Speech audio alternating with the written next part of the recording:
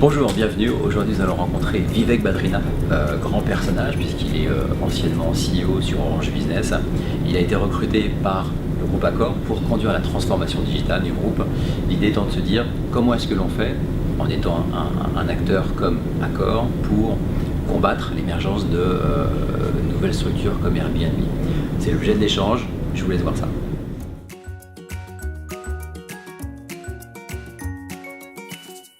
Vivek, merci beaucoup de nous accueillir aujourd'hui ici chez Accor. Est-ce que vous pourriez en quelques mots nous présenter votre parcours, comment vous arrivez ici, les fonctions clés que vous avez entre les mains, et puis on passera après au sujet qui est cette transformation digitale et comment vous le pilotez aujourd'hui. Tout à fait. J'ai un passé dans la technologie, j'ai passé je dirais une vingtaine d'années dans différentes fonctions autour, depuis 92, début de l'internet en fait. Je suis un peu un vétéran. J'ai vécu les périodes d'ouverture de l'internet, notamment auprès des pouvoirs publics au ministère de l'Industrie, puis dans la mise en place de l'offre longue distance de France Télécom, au réseau longue distance avec l'émergence des premières offres internet grand public, à l'époque derrière modem, et puis ensuite la préparation de la DSL. J'ai ensuite quitté le groupe France Télécom pour partir en Asie, où j'ai vu le développement je dirais, de l'électronique grand public. J'étais dans un groupe d'électronique grand public français, Thomson Multimédia, où je vendais des téléviseurs et des décodeurs numériques pour un pays qui est très consommateur de télévision, qui est l'Inde. J'étais dirigeant d'une filiale de Thomson pendant 4 ans. Le groupe France Télécom m'a rappelé ensuite en 2004, au moment du lancement de la 3G, pour m'offrir le poste de directeur technique du mobile, qui, avec la stratégie de convergence, est devenu un poste de directeur technique du groupe, rassemblant les activités fixes, mobiles et Internet de France Télécom, qui est devenu Orange à cette période. En 2010, j'ai pris la direction du marché entreprise, qui est l'activité Orange Business Service, donc je dirais une direction qui pèse 8 milliards de chiffre d'affaires à travers le monde, avec tous les grands comptes et toutes les PME servies par les offres de France Télécom, 20 000 personnes qui servent les clients au quotidien, jusqu'en 2013 où j'ai repris la responsabilité de toute l'activité innovation, marketing et technique du groupe Orange. En 2014, j'ai rejoint Accor sur l'invitation de Sébastien Bazin dans le cadre de la mise en place de sa nouvelle équipe et de sa nouvelle stratégie, au moment où il a été nommé président directeur général et qu'il a souhaité donner à ce groupe une vraie ambition dans le domaine notamment du numérique, avec une stratégie digitale qui était au cœur des enjeux stratégiques du nouveau groupe. Et donc c'est dans ce cadre que je rejoins Accor pour bâtir un plan de transformation digitale qu'on appelle Leading Digital Hospitality, qui vise à donner à Accor une vraie place pour capter, je dirais, les opportunités du numérique dans un secteur assez traditionnel qu'est l'hôtellerie. Alors, sachant que le digital nous a apporté un prisme différent et principalement par l'angle de l'usage, comment une grande dame, avec tout le plaisir qu'on peut y avoir à chaque fois qu'on est présent sur un de ces sites, comment on repense un business model avec des acteurs extérieurs qui pour le coup sont extrêmement agiles. Comment on le fait? Parce que grand chantier. Bon, je crois que le secteur hôtelier, c'est Sébastien qui le dit très bien, il dit c'est un secteur qui pendant 40 ans s'est focalisé sur le produit. Donc, et c'est une réalité qui est de se dire, dans l'hôtellerie, la vie commence au check-in et se termine au check-out. Si on fait ça bien, entre le check-in et le check-out, il ne peut rien nous arriver de mal. Et en fait, les acteurs qui ont apporté la disruption dans le secteur hôtelier se sont inscrits en amont ou en aval de ce moment. Et donc, on doit passer d'une logique produit à une logique client et une logique parcours client. Et ça a été le cœur, je dirais, de l'angle de vue qui m'a conduit à bâtir ce plan digital. En fait, si vous regardez le digital dans tous les secteurs, ça part quand même il faut d'abord faire le constat que ce n'est pas une mode, que c'est une transformation profonde et qu'elle change tous les business models. Il y a des business models qui sont complètement détruits par le digital. Pensez Kodak, pensez Polaroid, pensez le CD audio de musique par rapport aux plateformes de distribution de musique en ligne. Pour d'autres secteurs, c'est d'abord du gain de productivité. Pensez à l'industrie manufacturière, pensez aux usines, pensez à la supply chain en général, à la logistique. Et puis nous, on est un peu au milieu. C'est-à-dire que par certains côtés, le digital abîme le business model, il crée des coûts parce qu'il y a une couche d'intermédiation qui se crée.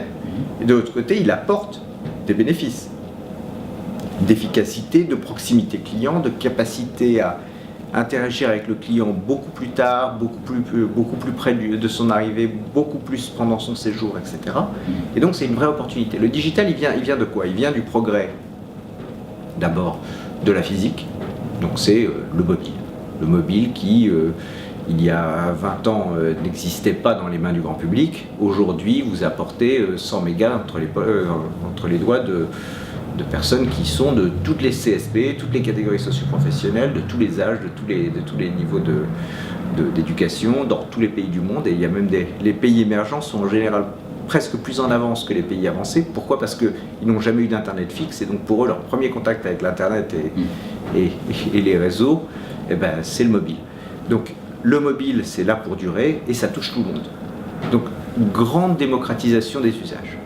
Deuxième chose, c'est une fois encore l'électronique, et là l'électronique au sens gestion de la mémoire, la capacité des bases de données à faire de la data en mémoire, ce qui veut dire quoi? Ce qui veut dire que ce que nous faisions comme des traitements nocturnes, mensuels, périodiques, sont traités en mémoire et en temps réel entre 2 clics. Entre le moment où vous tapez le nom d'un livre et le moment où vous faites une recommandation, il y a eu un calcul de fait par votre plateforme qui continue de surpersonnaliser la relation avec vous. Donc mobilité, personnalisation, et puis le troisième levier, c'est la quantité de développement logiciel qui a été faite par les grands acteurs du web, centré uniquement sur les interfaces utilisateurs. Donc beaucoup de logiciels qui travaillent sur l'ergonomie, l'user experience, dans un niveau de détail absolu. Grâce à quoi? Grâce au fait que vous avez justement beaucoup de gens qui s'en servent, donc vous pouvez tester, vous pouvez voir ce qui marche, vous pouvez voir ce qui ne marche pas, et vous pouvez adapter pour rendre très très intuitif l'usage. Donc ça rejoint la démocratisation qu'on pouvait avoir. Donc quand on a dit il y a ces trois grands leviers qui sont en place, on se dit voilà, il faut une entreprise qui veut aborder le digital, elle doit comprendre que ça part de là, et que donc c'est là-dessus que la transformation va se faire, parce qu'il y a une quantité de R&D considérable qui est consacrée à ces sujets à travers le monde. Il y a un point, je mets l'accent sur le troisième levier que vous abordez, parce que culturellement c'est une rupture pour une société traditionnelle. On part du principe que si je mets en place un service ou un produit, il doit être normalement du premier coup, c'est le bon, si je le délivre sur le marché. C'est le modèle sur lequel on a vécu jusqu'à présent, et l'une des ruptures en termes culturels que le digital apporte, c'est que je dois me mettre dans un modèle d'A/B testing. Je dois systématiquement me dire que ce que je mets en ligne est peut-être bon à l'instant T, mais s'il est assez bon, il va provoquer une évolution dans les usages, et donc je dois le traquer pour pouvoir le faire évoluer. Et c'est cette logique d'A/B testing, on le voit assez fréquemment dans les chez nos clients, ils ont du mal à appréhender cette notion de comment je fais pour être en permanence en train de boucler. Et je crois qu'on a fait ce chemin parce que l'outil lui-même nous l'impose. Si je prends le mobile, vous définissez un des grands axes de notre plan digital, c'est l'application mobile. L'application mobile, c'est un rythme de développement qui n'a juste rien à voir avec le SI traditionnel. Le SI traditionnel, c'est plutôt recueil d'expression de besoins, construction d'une release, d'une version, d'un grand palier logiciel qu'on sort, qu'on teste, qu'on valide, qu'on recette, qu'on vérifie, et quand il est propre, on le met en ligne. Pourquoi? Parce qu'on se dit, je vais avoir des millions de clients derrière, il faut que ça marche. Et donc je fais du gros et du solide. Et ça, c'est des cycles de 6 mois, 4, 5, 6 mois, 9 mois, pour arriver à apporter une amélioration in fine visible du client. Dans le cadre du mobile, nous, ce qu'on a réussi à faire au cours de ces derniers mois, c'est d'accélérer le cycle. Donc on fait moins, plus vite. On est rendu maintenant à 2-3 semaines entre 2 versions. Pour une appli de réservation hôtelière, admettez que c'est remarquable. Et ça, c'est quelque chose cette accélération, elle s'est faite parce qu'on s'est dit, maintenant, on va découper nos releases sur des objets spécifiques qu'on va peaufiner en 1 ou 2 fois.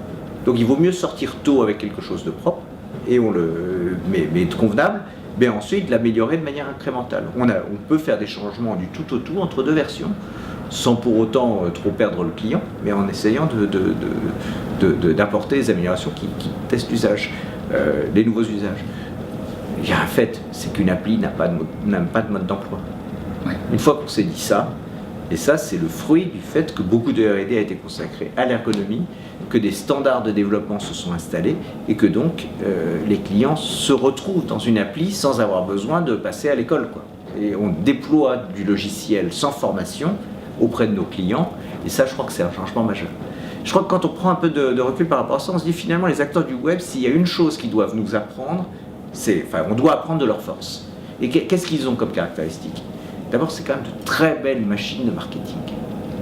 Ces marques numériques, elles sont puissantes, elles sont travaillées, elles sont promues, elles sont mises en évidence, elles sont cohérentes, à la fois dans leur aspect, mais aussi dans ce qu'elles représentent en termes de position de valeur, quoi, hein. Donc que vous preniez Google avec sa galaxie de produits et de marques, chacune de ces marques a une vraie posture marketing forte. Donc le fail fast fait partie des choses qu'on a besoin d'apprendre, qui ne sont pas dans la culture traditionnelle de beaucoup de grands groupes, parce que dans beaucoup de grands groupes, l'échec est mal vu, parce que les choses sont un peu... On a une culture un peu du définitif. On veut mettre son nom sur quelque chose qui a réussi. Là où, à partir du moment où vous faites des petites choses, des petites améliorations, échouer sur une version de l'appli mobile, c'est plus la fin du monde. On ne se dit pas j'ai échoué, je suis un raté, je ne serai pas promu, mon chef m'aime plus, enfin, etc. On est bien dans une logique de j'ai essayé, ça n'a pas très bien marché, j'ai appris, prochain coup je ferai mieux. Et je crois que ce fail fast, c'est l'autre grande caractéristique, cette capacité à tourner la page. C'est-à-dire à dire, on a essayé, on n'a pas atteint le million de downloads sur ce truc, c'est que voilà, ça n'a pas trouvé son marché, on ne va pas dire 6 mois de plus, monsieur le bourreau, on va fermer. Et on se réinventera sur autre chose. On prend des décisions. On prend des décisions, et on prend des décisions en se donnant des critères assez simples, quitte à ne pas faire d'acharnement sur des choses qui ne marchent pas. Vous disiez au début, il y a la partie techno, outils, avec les process que vous évoquez. Les autres étapes, comment... Alors après, quand on engage une transformation digitale, il y a un vrai sujet de partage et de communication. Pourquoi? Un groupe comme celui-là, il n'a pas, paradoxalement, comme il est très en contact avec le client, il voit bien que le client devient digital. Le client, il arrive avec sa tablette, il arrive avec sa volonté de communiquer avec ses proches, sa volonté d'accéder à son divertissement. Il y a un constat. Il y a un constat, et c'est là. Donc il y a une vraie envie des équipes dans les hôtels de mieux servir le client qui est en train de devenir digital, et il le voit. En plus, on est dans un secteur où il y a pas mal de jeunes qui arrivent, qui tournent, qui travaillent dans des fonctions proches du client. Ils apportent leur culture. Ils apportent leur culture digitale native. Et donc pour eux c'est naturel. Donc n'imaginons pas qu'on est dans de la résistance au changement. C'est une industrie qui est très traditionnelle, mais avec en revanche, je dirais, une confrontation réelle qui est très très forte. Donc l'envie de mieux maîtriser les outils digitaux, d'une part parce qu'ils ont un impact sur la vente au travers des canaux de distribution, des intermédiaires, etc. Mais aussi dans le quotidien du client, elle est réelle. À partir de ce moment-là, ce qu'on a surtout besoin de donner aux équipes, c'est de la visibilité sur ce qui va arriver. Donc nos 8 programmes passent un temps significatif à expliquer aux hôtels, voilà ce que je vais vous apporter, voilà comment ça va changer le parcours du client, voilà comment vous devez réinventer le parcours client compte tenu de l'information dont vous allez disposer maintenant que vous n'aviez pas auparavant. Et donc, tout le sujet du digital comme outil pour augmenter le temps de dialogue humain entre le client et l'hôtel, ça fait vraiment partie de notre démarche. Parce qu'il y a une culture client, dans le monde de l'hôtellerie, qui est déjà extrêmement marquée. Et puis, voilà. La réalité, c'est toujours sur le terrain. C'est pas dans les bureaux. Hein, après, pour les observations qu'on fait, la vérité se passe sur le terrain. Et quand on a des équipes avec une culture client aussi marquée, donc du coup pour vous, les process et les outils qui sont apportés sont les bienvenus. Il y a une vraie... Oui, on a lancé un programme qui justement s'appelle Welcome, qu'on a déployé au cours de l'année 2014, et qu'on a déployé dans 1000 hôtels tout continent, toute marque. Hein. Donc ça va de l'Ibis du Brésil au Sofitel de Bangkok, hein, en passant par des Novotel dans la province française ou partout. Ce processus, il a l'air de rien, mais il transforme profondément le geste hôtelier. Pourquoi? Il s'agit d'un e-check-in. Un e-check-in, ça veut dire simplement que quand vous êtes accueilli à l'hôtel, votre clé est prête. Nous vous attendions. Et non pas « Bonjour, comment vous appelez-vous? Donnez-moi votre passeport, donnez-moi votre carte de crédit, je vais passer un quart d'heure sur mon ordinateur à taper des trucs que vous ne savez pas pourquoi je les tape, et ensuite vous aurez peut-être une clé pour rentrer dans votre chambre. Et si j'ai 5 minutes, je vous dirai que l'ascenseur est à gauche. » Transformation profonde, vous remplissez en ligne un certain nombre d'informations de nature administrative, en général sur votre mobile parce que vous recevez ce message alors que vous êtes déjà dans votre démarche de voyage, mais du coup votre clé vous attend. Et vous avez eu l'occasion d'interagir avec l'hôtel avant votre arrivée pour dire je préférerais une chambre comme ci, ou pensez que je viens avec un tel, ou pensez que je pars très tôt après-demain, etc., etc. Donc beaucoup plus de place pour un dialogue signifiant par rapport à de l'administratif. Donc il ne s'agit pas d'une dématérialisation de l'accueil, c'est l'occasion ou l'opportunité d'un contact humain beaucoup plus riche que le simple contact administratif. Mais ça impose quoi? Ça impose de préparer les arrivées, chose qu'on ne faisait pas avant. Avant, on se mettait au guichet, et puis les gens venaient. La réception, c'était un processus de file d'attente. Et là, on est sur un processus préparé, où ceux qui vont arriver sont identifiés, ils ont donné leurs informations, et à partir de là, on prépare leurs clés, et s'il faut encore qu'ils présentent quelque chose, on leur dit, mais s'ils n'ont rien à présenter, ils peuvent aller directement à leur chambre. Ils sont accompagnés à l'ascenseur, et puis voilà. En revanche, le check-out, c'est pas le moment où on a envie de forcément interagir avec le personnel hôtelier. S'il est 7h du matin et qu'on a un taxi à prendre, l'efficacité du check-out, ça a de la valeur. Donc là, facture par email, déposez votre clé, merci, au revoir. C'est la recherche de l'efficacité qui est en place. Hein. C'est le client même qui attend que ce service-là soit très rapide. Et donc, partant de ces attentes clients, on a donc déformé le fonctionnement, mais ça change beaucoup de choses dans l'hôtel. Parce qu'une fois que vous avez dit le client n'est plus obligé de passer par la réception pour quitter l'hôtel, parce qu'il va recevoir la facture par email et qu'il lui suffit de mettre sa clé dans le panier, s'il la met, comment est-ce que vous gérez le nettoyage des chambres, la vérification du départ, etc. Donc là encore, des vrais changements opérationnels très concrets à mettre en œuvre, ce qu'on a fait, mais où la digitalisation est très acceptée parce qu'elle évite la file d'attente le matin au check-out, ce qui fait plaisir à tout le monde, ce qui fait surtout plaisir aux clients, mais ce qui fait aussi plaisir à la réception parce qu'on sait bien que c'est un moment de stress pour le client, donc c'est jamais agréable. Puis on se dit que ce serait plus pratique pour le client si ça n'arrivait pas. Donc, adaptation du fonctionnement hôtelier aux outils digitaux par un échange très détaillé sur les pilotages, les fonctionnements, les modes d'usage. Alors, ce que vous évoquez, ça me fait penser à deux pans. On part du principe, pour pouvoir dissocier le digital, qu'on va avoir d'un côté un digital qui va être transversal à toute la société, qui va d'ailleurs avoir un impact sur l'IT, les data, sur les process et sur les hommes. Et ça, c'est quelque chose qui est transversal. Et puis à côté, on a le digital sous son expression business. Ça devient c'est le canal de vente. Donc l'idée, c'est de ne pas faire l'amalgame entre le digital d'un côté transversal et de l'autre côté en tant que canal de vente. Si on se concentre sur la partie canal business, sachant qu'on tend à évoluer vers du multicanal vers l'omnicanal, comment est-ce que vous vous mettez en ordre de bataille pour être face, et là plus en termes transversal, mais en termes business, comment vous vous mettez en ordre de marche face aux acteurs qui émergent et qui poussent la porte très très dur?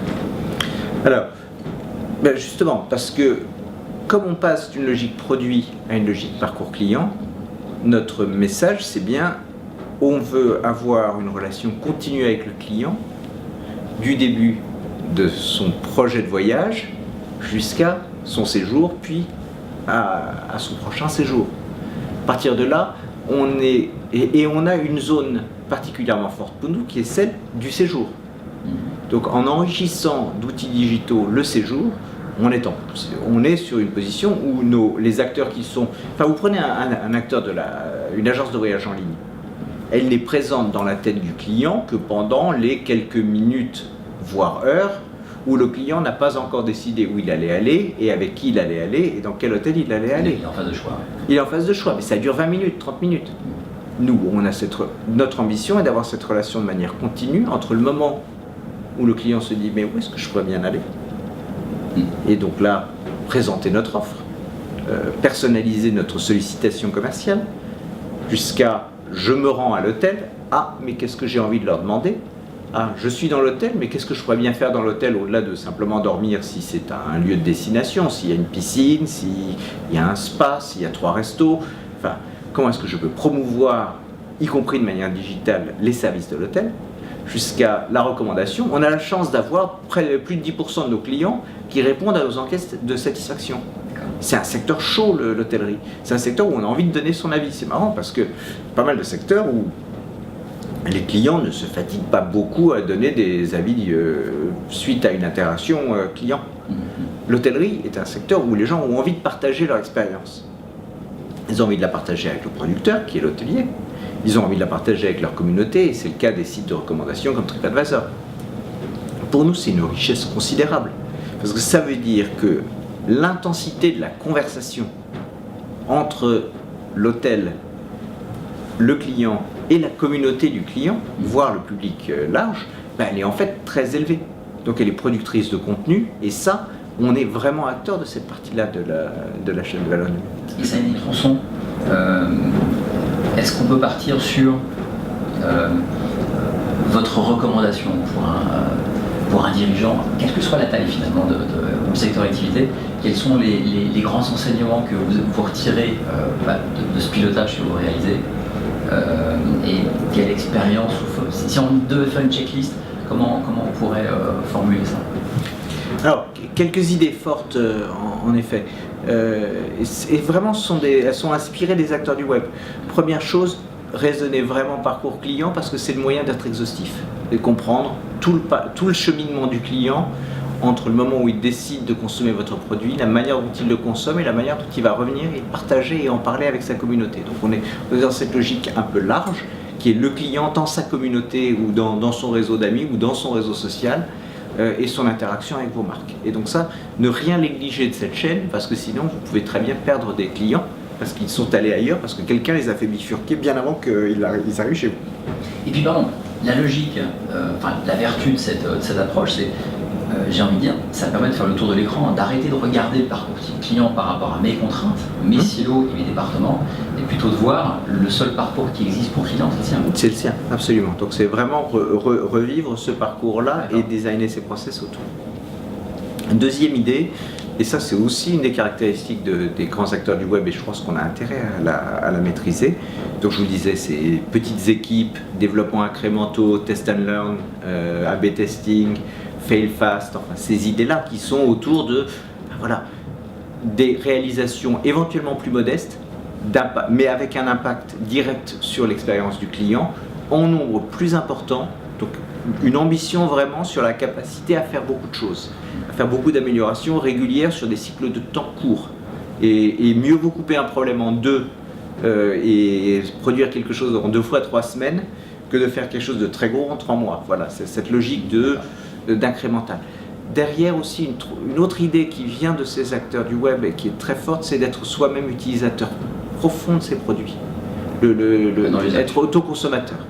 Ce qui veut dire que quand vous lancez une appli, si vos employés ne savent pas comment se servir de l'appli, vous avez un problème, vous avez une vraie dissonance avec votre client. Donc gommer cette dissonance avec le client, c'est important pour ne serait-ce qu'être sûr que ce que ça fait pour le client est cohérent avec ce que vous livrez dans le monde physique, notamment pour un acteur hybride.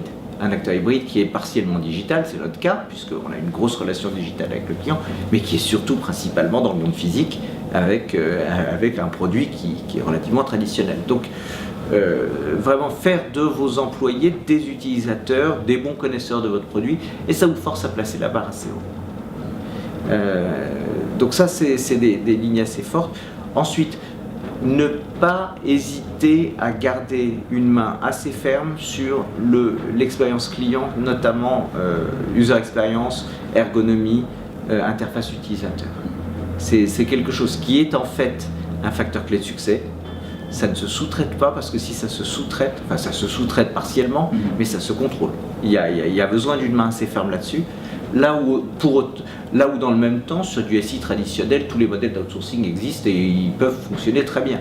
Mais en revanche, sur ce qui est très proche du client, garder une capacité à agir dessus, à l'adapter rapidement, à comprendre comment c'est fait et à aller chercher les améliorations, je crois que ça fait partie des facteurs de progrès.